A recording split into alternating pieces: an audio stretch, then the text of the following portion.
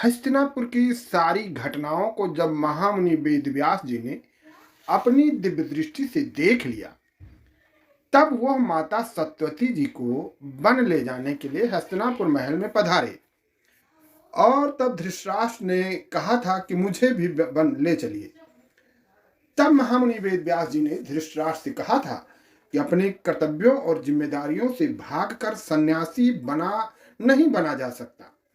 यदि तुमको सन्यासी जीवन व्यतीत करना है तो गृहस्थ जीवन के सन्यासी बनो।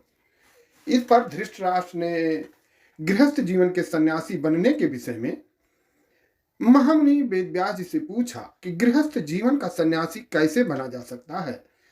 तब महामुनि वेदव्यास जी ने धृतराष्ट्र से कहा था, बहुत सरल है, गृहस्थ जीवन का सन्यासी बनना बहुत सरल है। बस तुम इस बात का ध्यान रखो कि जो तुम्हारा नहीं है वह फिर तुम्हारा नहीं है।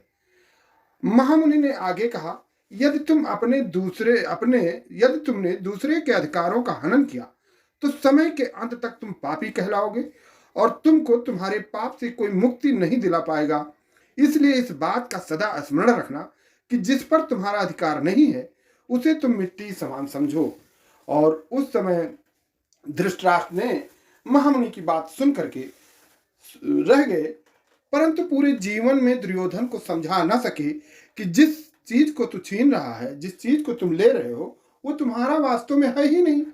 परंतु दुर्योधन यानी पुत्र मोह के आगे धृतराष्ट्र बिल्कुल मजबूर थे और जैसा दुर्योधन चाहता था वैसा ही वो करते थे।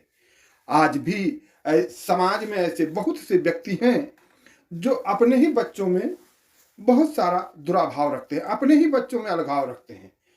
बहुत सारे ऐसे पिता मिलेंगे जो अपने कर्तव्यों का ठीक से पालन नहीं कर पाते हैं, अपने कर्तव्यों का निर्वाह नहीं कर पाते हैं और अपने ही बच्चों को जीवन भर के लिए अलग करके चले जाते हैं, अलग कर देते हैं उनको।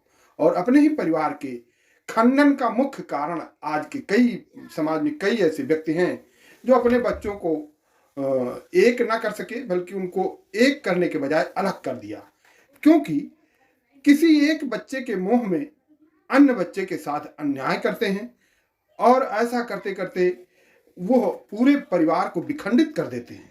ऐसे पिता आज भी समाज में उपस्थित हैं और यही काम धृतराष्ट्र ने किया था कि दुर्योधन के मोह में जो उनका नहीं था, जिस पर अधिकार दुर्योधन का नहीं था, उस अधिकार को दिलाने के चक्कर में महाभारत की युद्ध करवा डाली।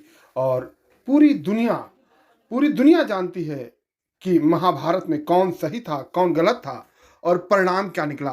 हमेशा सत्य की विजय होती है। ये कल भी सत्य था, आज भी सत्य है। आगे महामुनि ने धृतराष्ट्र को बताया, समय परिवर्तनीय है, चक्र चलता रहता है। जो कुछ भी आज तुम्हारा है कल किसी दूसरे का था और आने वाले कल में भी किसी दूसरे का ही होगा। इसलिए न्याय और धर्म का दामन थामे रहना, क्योंकि बाद में तुम्हारे कर्मों के आधार पर ही तुम्हारे अपने ही वंशज तुम्हारी पूजा करेंगे अथवा शापित करेंगे। यदि तुम अच्छा कर्म करोगे तो तुम्हारी पूजा करेंगे, खराब कर्म करोगे, बुरे कर्म करोगे तो तुमको शापित करेंगे।